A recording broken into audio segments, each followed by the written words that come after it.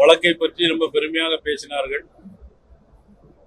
தீர்ப்பு பற்றி பெருமையாக பேசினாங்க. ஆனா உண்மையிலே அந்த தீர்ப்பை நானும் வரவேற்கிறேன். ஆனா அதே நேரத்துல அண்ணா பல்கலைக்கழகத்துல ஞானசேகரனுக்கு எப்படி அவ்வளவு செல்வாக்கு வந்தது?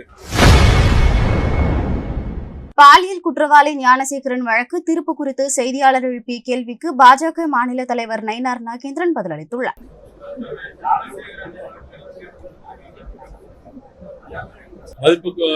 மதிப்புக்குரிய முதலமைச்சர் அவர்கள் ஞானசேகரனுடைய வழக்கை பற்றி ரொம்ப பெருமையாக பேசினார்கள்,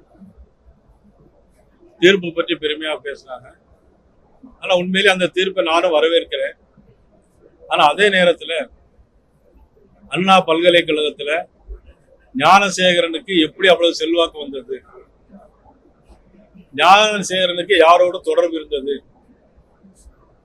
ஞானசேகரன் போன்ல பேசும்போது அந்த சார் கூப்பிடுறாங்க அப்படின்னு சொல்லி ஒரு வார்த்தை வருது.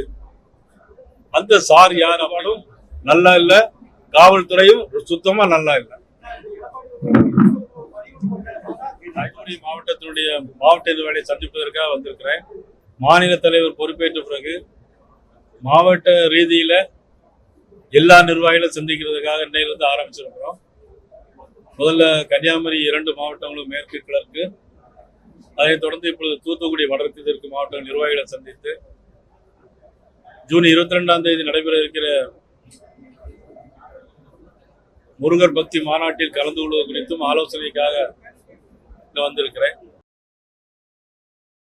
செய்திகளை உள்ளது உள்ளபடி தெரிந்து கொள்ள ரெஃப்ளெக்ட் நியூஸை சப்ஸ்கிரைப் பண்ணுங்க.